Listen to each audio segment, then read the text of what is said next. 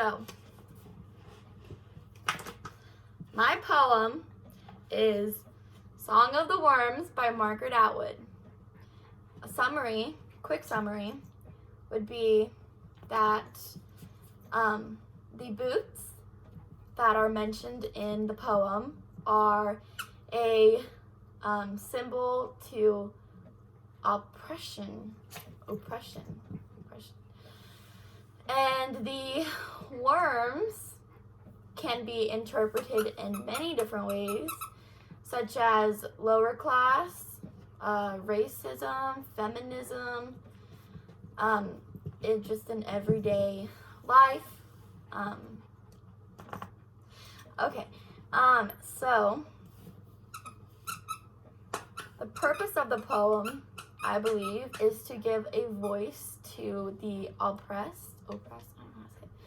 To give a voice to the oppressed, and to bring like a sense of unity into the world, I guess, because it has a continuous repetition of we in the first stanza, in the second stanza, in the fourth stanza, and in the last stanza. It all has words we in it, and it's more of an aggressive approach towards the last stanzas.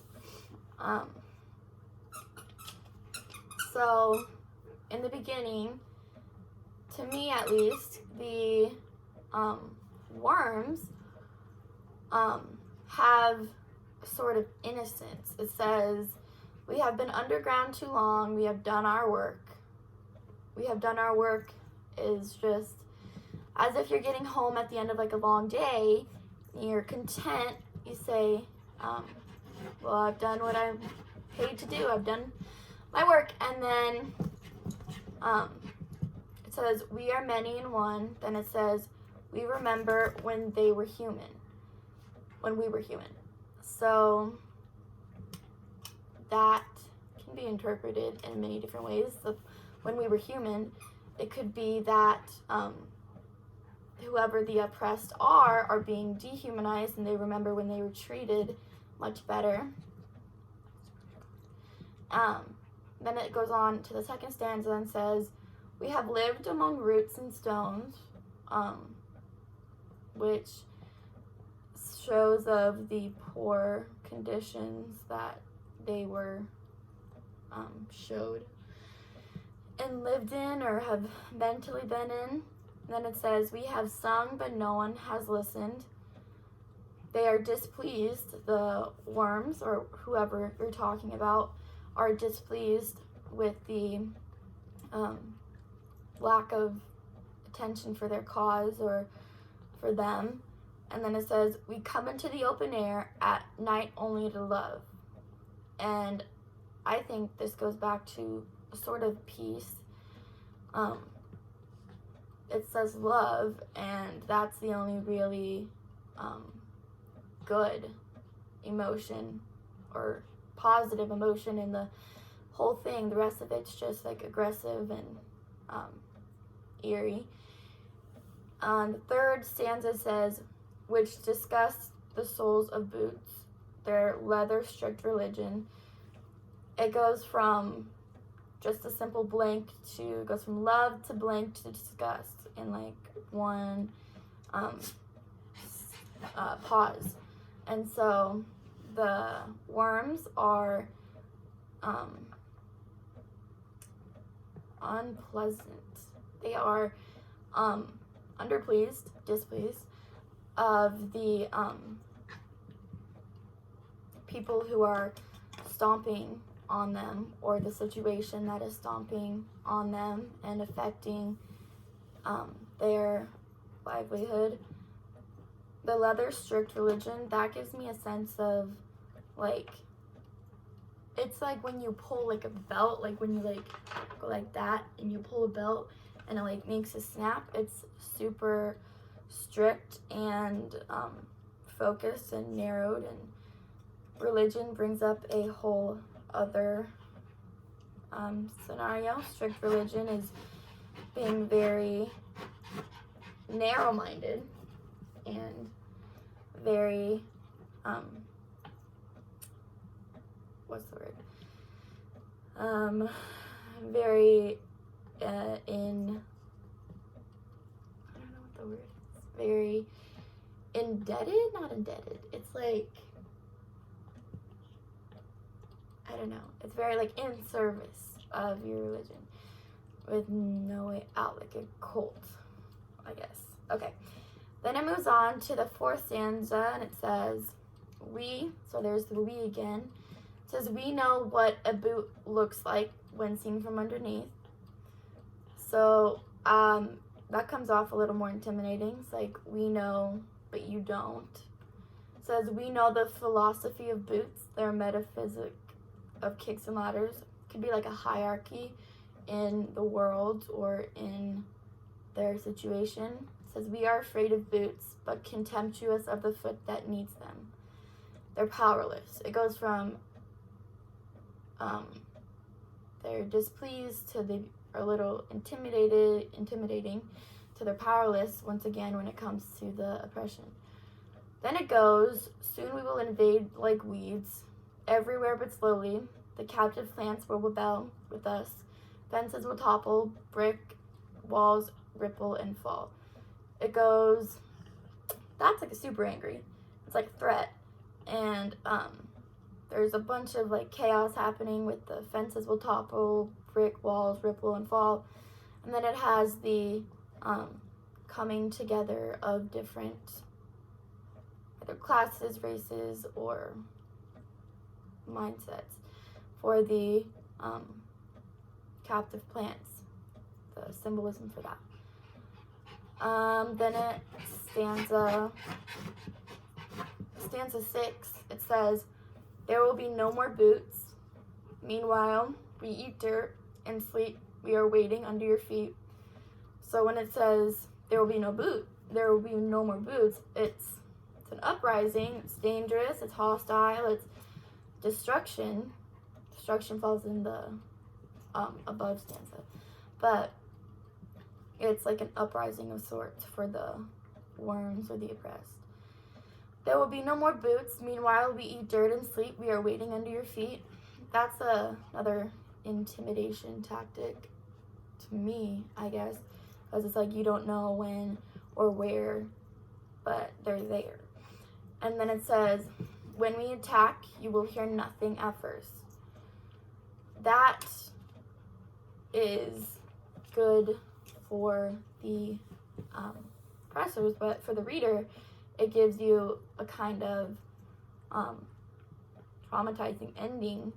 You don't know where the story is going next or anything of the sort.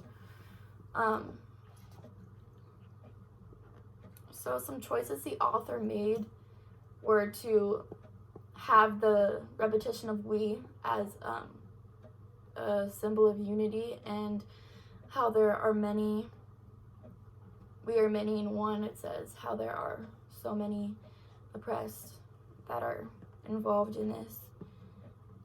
The effect is like 1 against 1,000. Like, you don't know how many there are, but you can still feel the weight of them. And my concluding statement would be that The Song of the Worms is a poem by Margaret Atwood about the oppression of either class, race, feminism. I personally believe it's more towards the race part, but the class and feminism are also very strong suggestion points as to what she's talking about. Okay, so that's my poem. Now, for Hamlet, I had Hamlet. I switched with Aaron, so I have Hamlet. He took 1984. Okay, Hamlet is a play, obviously, written by William Shakespeare. And I chose 21 questions. There were more on the document, but I chose some to answer for you. So the opening scene and like the way it sets the mood of the tone of the play and its whole. So stop it, oh my god. So it's okay. It starts in the nighttime with the guards, and they're watching, and they see a ghost, which brings upon like an eerie and scary feeling. But they see a ghost, and it's at nighttime. So just the setting of the time of day makes it all the more uncomfortable, or for the reader, or unpredictable. And then the ghost comes, and the guards, instead of going to the king, they go to Hamlet and tell him of the ghost instead of their king.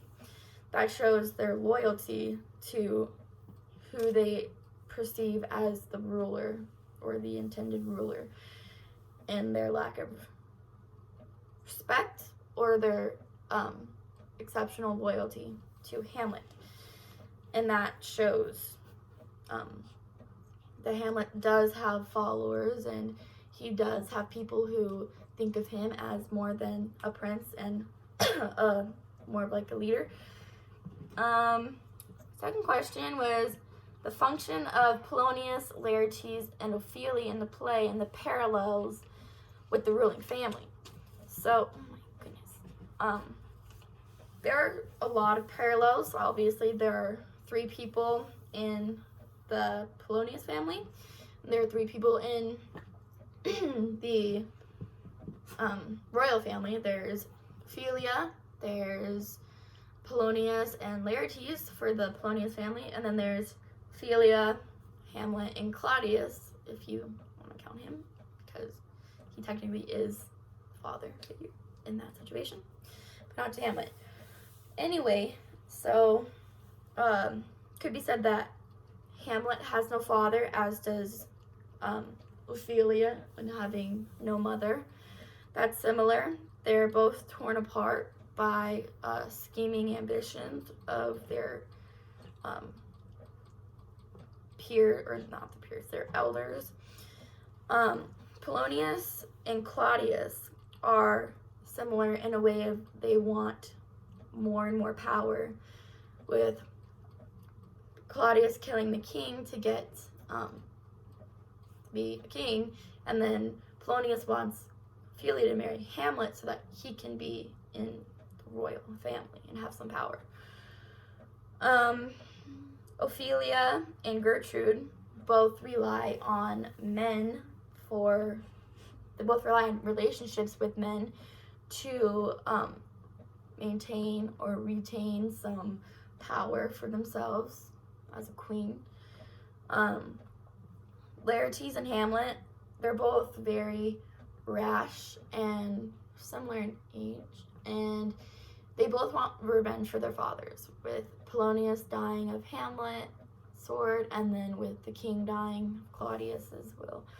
So that's a big foil for the families.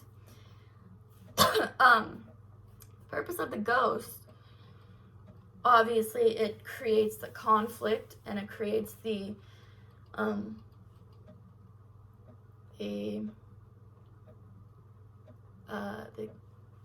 rising action, I guess, for the whole play, with the ghost claiming that the king didn't die of natural causes, that he died of, the ghost is the king, that he died of poisoning by Claudius. And whenever the ghost shows up, it gives the play like a scarier feeling. A motive and its purpose in the play are spying. Spying, obviously, there's a lot of spying going on. Claudius and Polonius spy on Hamlet and Ophelia when they're talking. Polonius and Hamlet Polonius spies on Hamlet and Gertrude, with Gertrude knowing.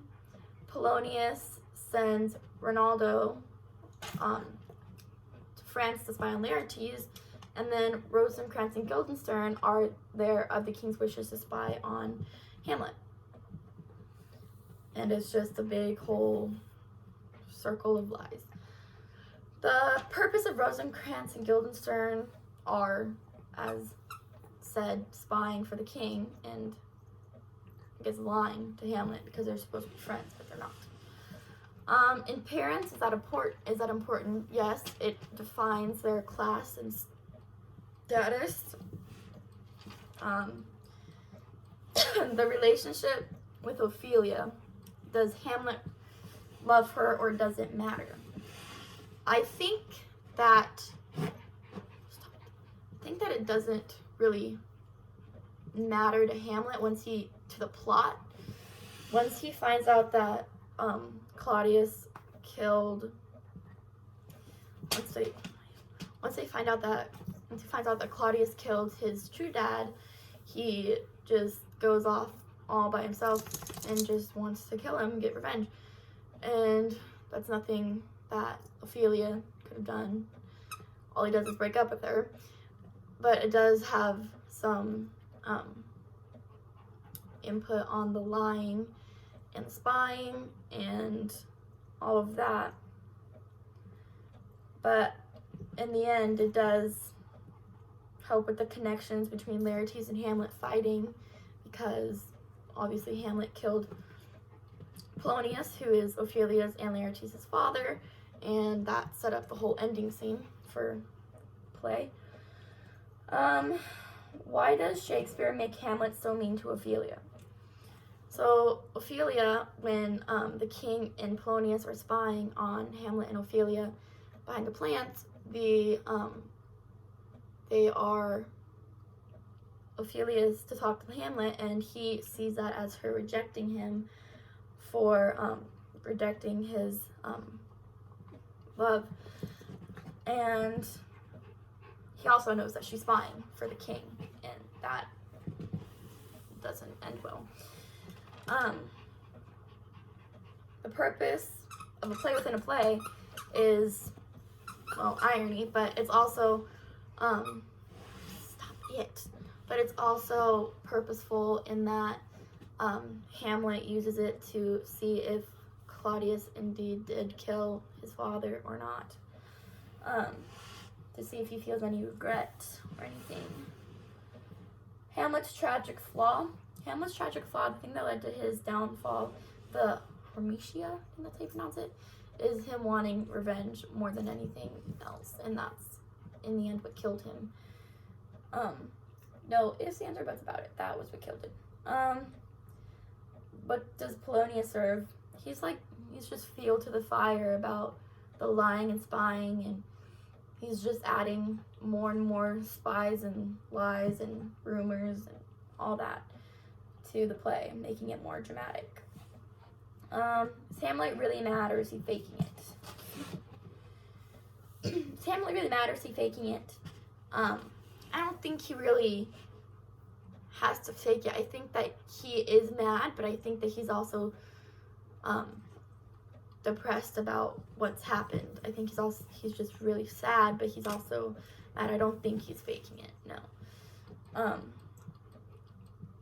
Hamlet's foil. How do they shed light on him?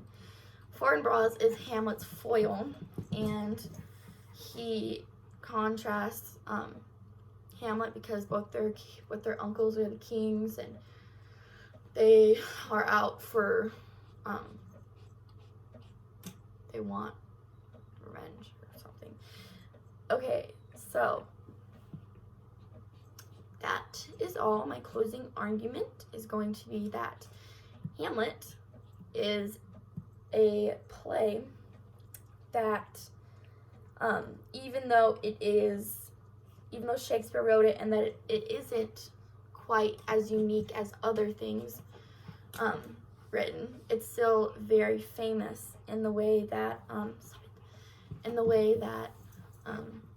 he wrote it, and the way that he used words to move the story along, and how he did with portraying the characters in the play. And that is all for my IOC. Thank you.